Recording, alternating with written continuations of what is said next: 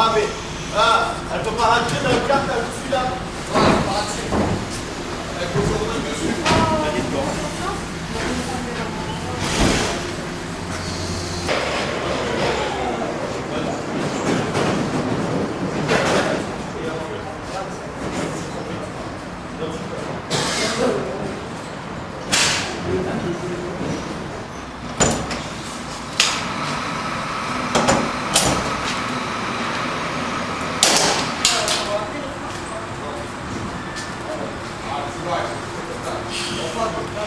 Ah, si, si.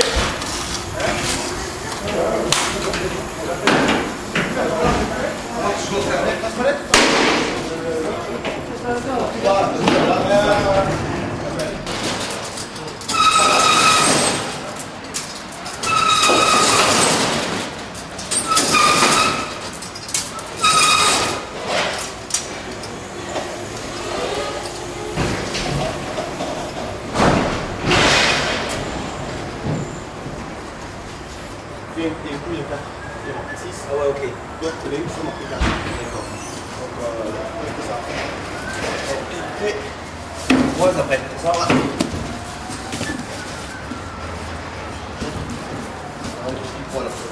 Donc, des pommes de 6, c'est ça? 6. Donc, le 6 à chaque fois. Voilà. J'ai fait juste plus droit là.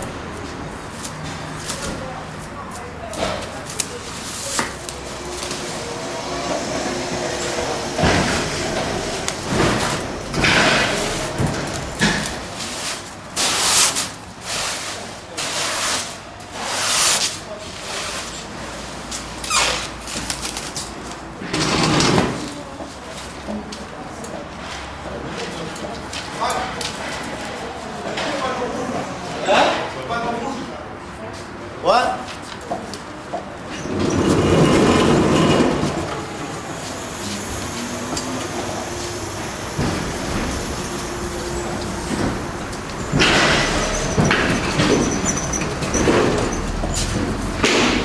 Attends.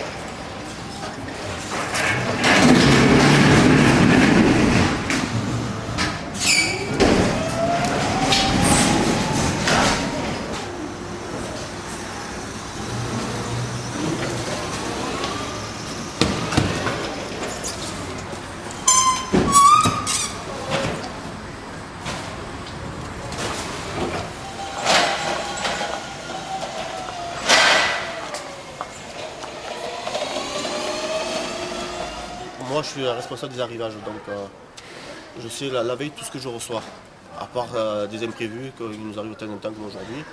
Donc on gère au mieux avec le personnel qu'on a. Moi, mon premier métier, c'est mécanicien. Ah. Donc quand j'étais licencié, donc je me retrouve au chômage, donc j'ai fait une bonne intérim, donc j'ai commencé en tant que manutentionnaire, et après j'ai évolué dans les étapes. Ah ok. Et donc après on peut déboucher à quoi au tout début? Donc peut être manutentionnaire. Manutentionnaire, après c'est manutentionnaire, après il y a préparateur de commande, Oui. après il y a brigadier de quai, après responsable des arrivages, après chef de quai. Ah, ok. Donc c'est les évolutions de la société. Ok. Et donc, est-ce que vous occupez des CV, vous C'est à vous qu'on transmet les CV? Non, c'est à monsieur Giordano. Ah, ok. C'est à monsieur Giordano. Ok. En fait, sur la manutention, on ne regarde pas trop les CV parce que en fait, il faut quelqu'un qui soit un petit peu carré. Bon, c'est un petit peu donné à tout le monde, on va dire, parce que c'est du dépotage, donc il n'y a pas de souci là-dessus. Mais il faut quelqu'un qui soit très dynamique. Voilà. Ce que je regarde en priorité, c'est le dynamisme. Et après, pour tout ce qui est rigueur, je veux dire, j'ai un responsable qui est là pour vérifier tout ça, donc je n'en tiens pas compte. Caris, c'est quand même un niveau un petit peu supérieur, donc je regarde les boîtes qu'il a fait avant. S'il n'a fait que cariste, tandis que nous, on est quand même cariste mais polyvalent, parce qu'on est une PME, donc c'est plus de la polyvalence. Donc je regarde s'il a fait de la préparation de commande, s'il a fait cariste, s'il a fait de la manutention, parce qu'un cariste qu'on embauche ici, il va jouer un petit peu sur tous les postes possibles ici. Et il ne va pas s'arrêter qu'à être cariste et à ne pas descendre du chariot. Avec un BTS quand même, de vous mettre manutentionnaire ou préparateur de commande, ça serait vous rabaisser. Ouais. Ah ouais. Donc ça serait plutôt sur un poste à responsabilité, pour gérer du personnel, pour organiser le quai, pour tenir un planning au niveau des entrées des conteneurs, des sorties de marchandises, pour gérer des intérimaires et pour savoir tous les postes de l'entrepôt. Savoir faire tous les postes et pouvoir remplacer à tout moment n'importe quelle personne de l'entrepôt. Donc voilà, ici tout ce côté-là c'est un client particulier, on fait de la préparation de commande. Elle se fait plutôt dans les allées et ici c'est le côté emballage, c'est-à-dire c'est ici qu'on va déposer la commande en elle-même avec son numéro de commande et le BL et le bon de commande. Ensuite se passe l'étape qui est BL, validation et transport qui se fait par moi-même directement. Donc là on va plutôt commencer par la préparation de commande.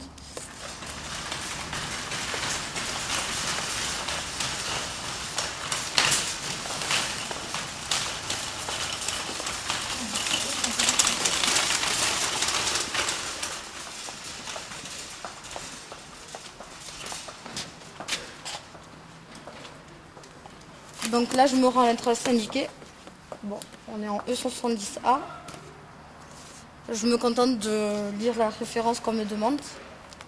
Dans ce cas-là, Spider 2101. Et la quantité, un sachet. Donc je mets bien ma marchandise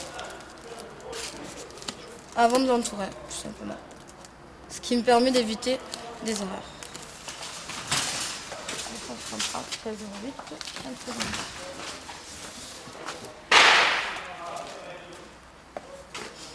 Donc aussi par contre, dans le doute, il se peut que le conditionnement ne correspond pas à la quantité. Le conditionnement ne correspond pas en fait à ce qu'on a réellement, physiquement. Donc ce qui me permet de vérifier, c'est la quantité et la désignation. Donc là j'ai un présentoir. Bon, il se peut que ça ne me parle pas. Donc là, j'ai un nombre de pièces, 24 pièces. Je compte le nombre de pièces que j'ai. Et je vérifie que ça correspond bien. Donc là, on parle de stylo ergonomique Puka. C'est bien ce produit-là. Et c'est ce qui me permet de vérifier. Dans tous les cas, j'ai la référence qui est notée ici. Donc c'est ce qui permet en fait de vérifier à chaque fois et d'éviter les erreurs pour les préparations de commandes.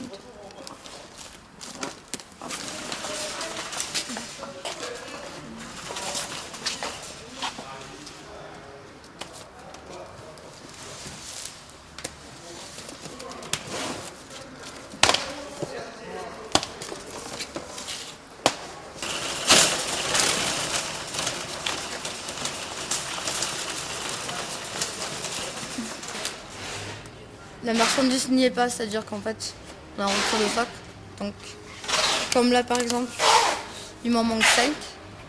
Donc la préparatrice en fait elle note juste à côté.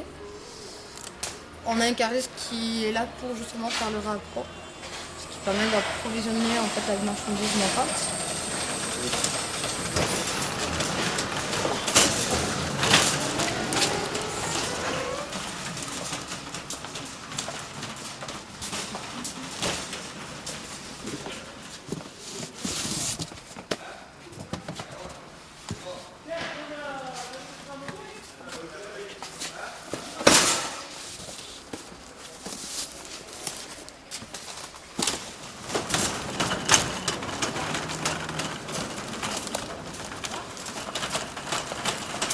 Donc dès que la commande est finie, elle est déposée ici.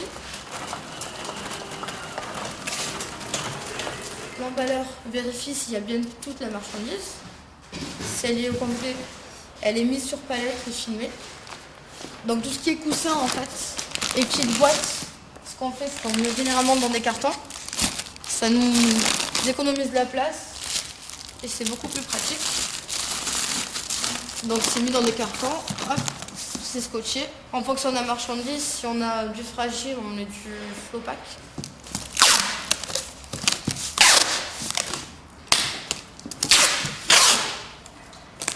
Moi de mon côté, je vérifie aussi également si toute la marchandise et tout a été entouré. Je la valide et à ce moment-là, je sors mon bon de livraison. Et on n'est plus sur un bon de commande, mais un bon de livraison. Elle est validée, étiquetée et tous les jours, j'ai des transporteurs qui passent. Donc tout ce qui est commande de plus de 50 kg, c'est par Epner, c'est un transporteur qui récupère la marchandise sur palette. Et tout ce qui est moins de 40-50 kg, c'est par colis. C'est l'Hexapack en fait, c'est des transporteurs. C'est au maximum de colis. Donc ensuite, tout dépend de la marchandise. On n'ira pas mettre tout ce qui est vert, tout ce qui est fragile dans des colis. On préférera opter plutôt sur une demi-palette, des plus petites palettes. Voilà.